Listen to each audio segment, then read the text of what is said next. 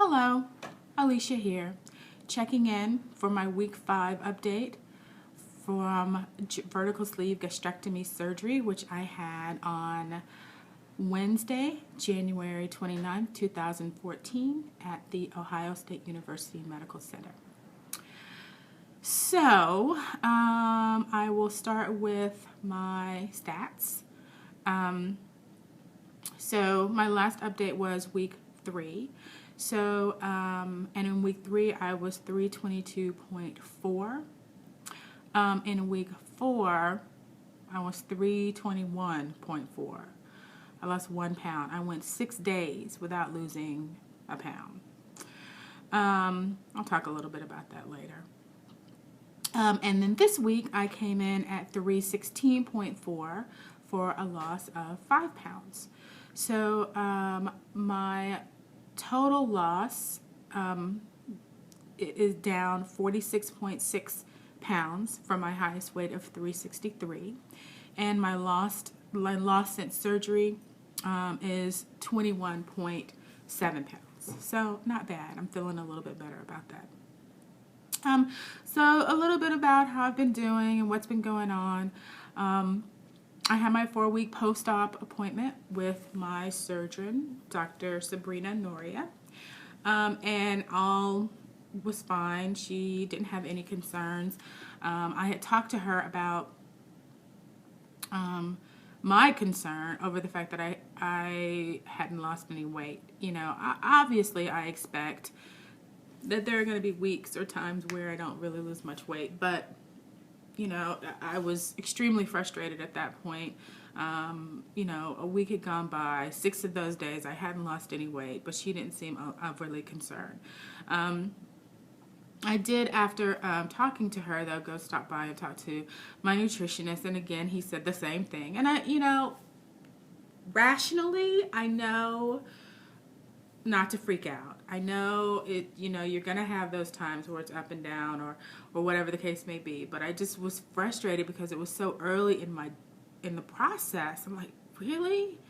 I'm in week 3 and, you know, this is what I'm experiencing. So while my head was saying, don't worry, it's normal, these things can happen, you're gonna continue to lose weight, my, you know, all sense was going out the window, and I was freaking out a little bit, and it was worrying me, and I thought, oh my God.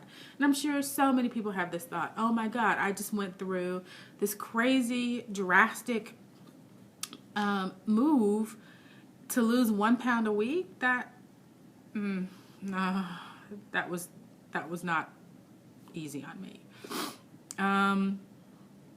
And I think, you know, through that, I realized that, or over the last couple of weeks, I realized also that I am becoming way too dependent on the scale. And my reliance on the scale, I think, has got to ease up a little bit. You know, I weigh myself every day. So when you wake up in the morning and you get on the scale and you see, oh my God, I didn't lose anything again and again and again, it's nerve-wracking. I've even resorted to weighing myself twice a day at night as well, and you know, it doesn't do anybody any good. So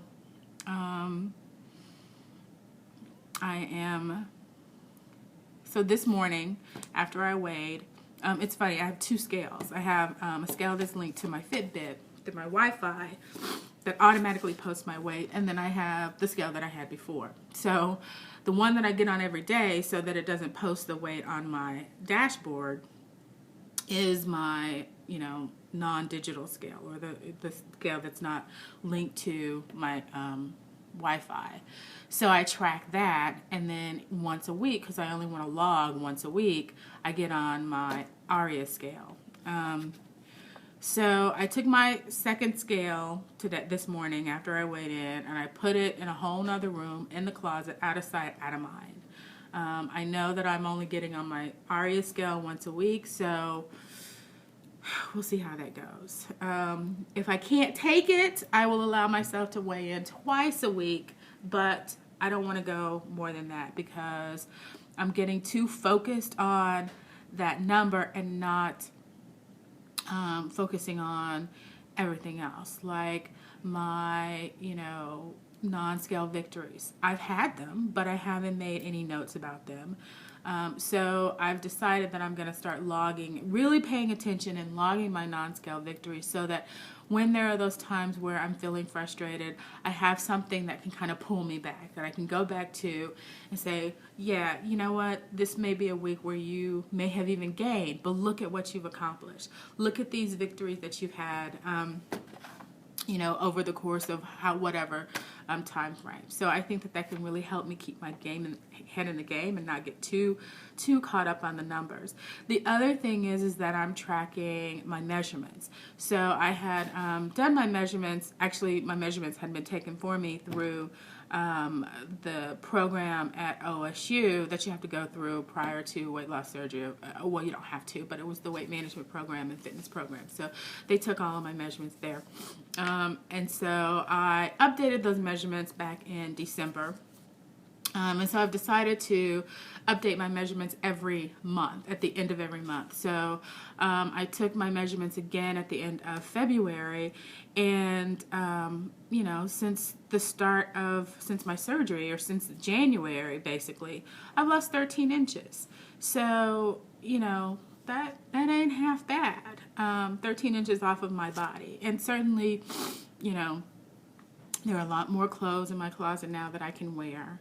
That had been there forever, for a while, since the last time I lost weight, or clothes that I had bought that were a little bit too tight, didn't fit, that I said, oh, well, I'll lose weight to get into them. So I feel good about that, and certainly I need to celebrate that success. So that's that as far as, the non-scale victories and the weight, the scale and whatnot. So hopefully by me trying to focus on the overall big picture and not so much on the number on the scale, I can have a more healthy approach to this entire process.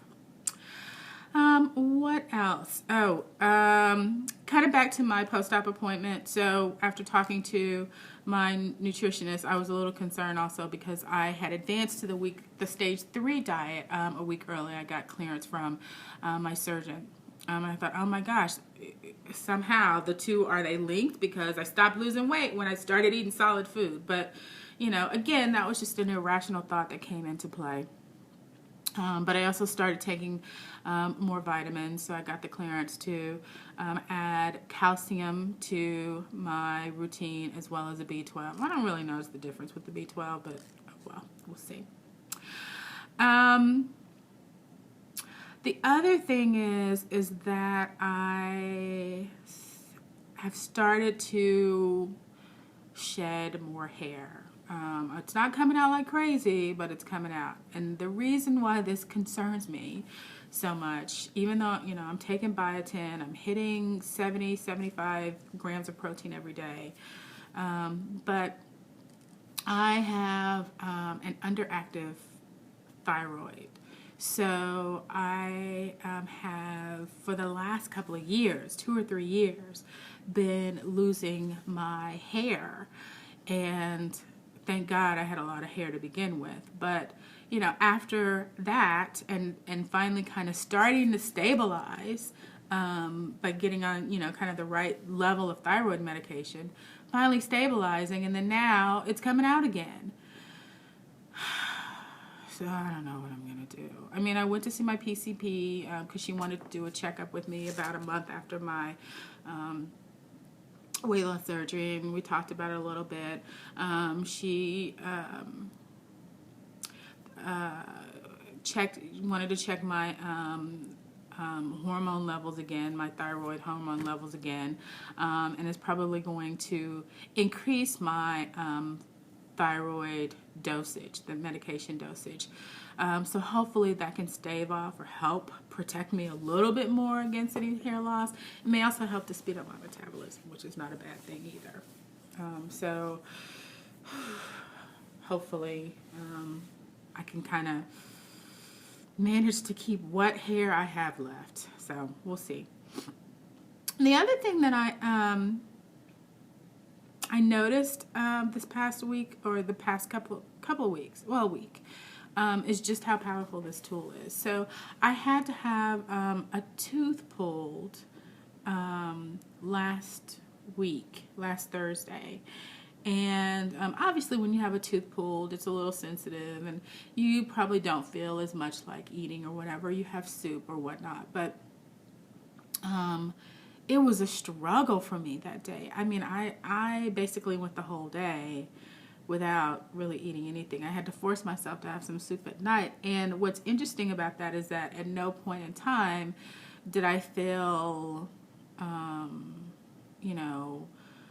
hungry or anything. So I just thought that was interesting. It's funny because, the way that I eat now is on a schedule, a feeding schedule, basically. I don't base my eating off of any cues or hunger or whatever. It's just, it's been 3 hours, it's time for me to eat. So I track my food intake in MyFitnessPal, and I have it set up based on times instead of, breakfast, lunch, dinner, whatever. So from 7 to 10, I have something. From 10 to 1, I have some food. From 1 to 4, at some point from 1 to 4, I have some food. From 4 to 7, from 7 to 10. So I eat, 5 times a day. I have gotten to a place where, I'm still supplementing with some protein shakes because it's just impossible for me to get in the protein that I need just through food, especially this early on. So don't like the protein shakes any better, but I tolerate them. Speaking of which,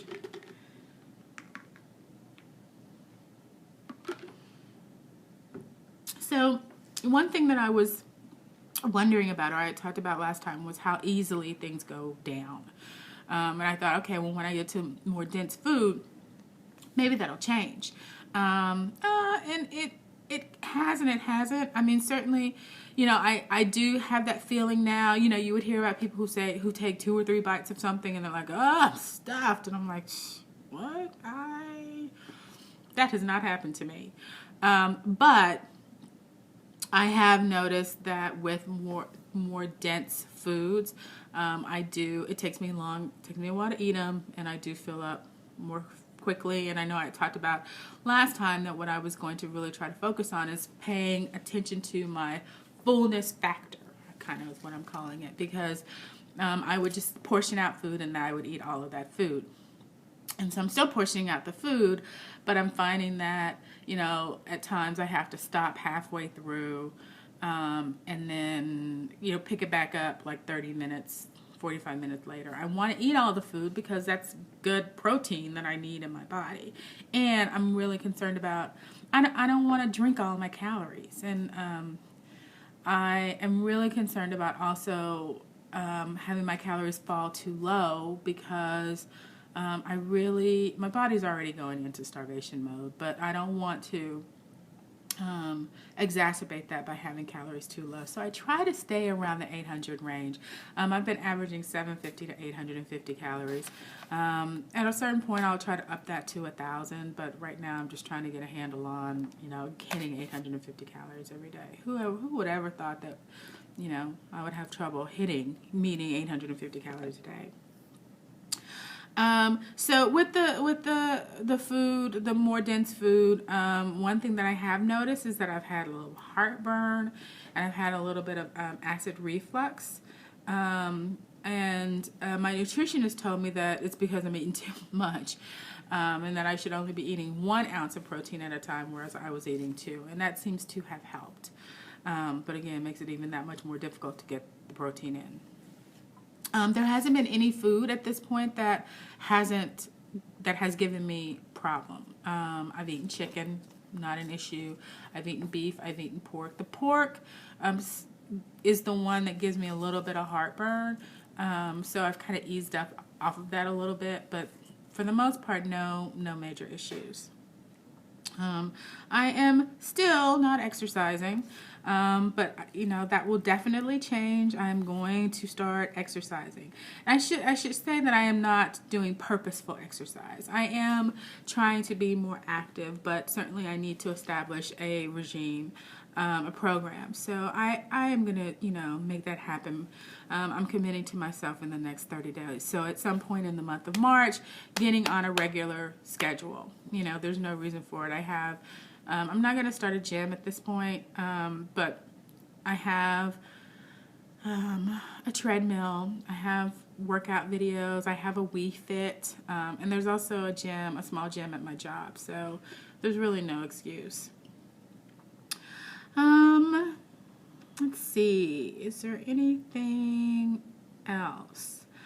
I think that is it. So, my objectives over the next couple of weeks are to just really continue to do what I've been doing. My main thing is to kind of break my dependency on the scale and to focus on things other than the scale, and really take the time to celebrate my successes. I think I'm gonna I don't know, this is scale related, but I think I'm gonna get like a charm bracelet or something and get a charm every time I hit a certain milestone. I don't know. I think that would be nice to kind of reward myself for the things that I accomplished. One thing that's really important to me is to try really hard not to beat up on myself and not to get too focused on things that may be beyond my control, and really take the time to celebrate when I've done things great. I think so many times we focus so much on what we're doing wrong and how we're not accomplishing our goals, and we always remember the negative. And so I've got to change my self-talk and change my approach and focus on the great things that I am doing and every itch towards changing my life. So that is where my focus is going to be for the next couple of weeks, to kind of get me started in that direction. And hopefully I can start to build a pattern for myself that I can continue to carry on really for the rest of my life. So, all right, that is it. I will be checking back in another couple of weeks, unless something amazing happens and I have to, document it. Probably not going to happen. So that's it. Bye.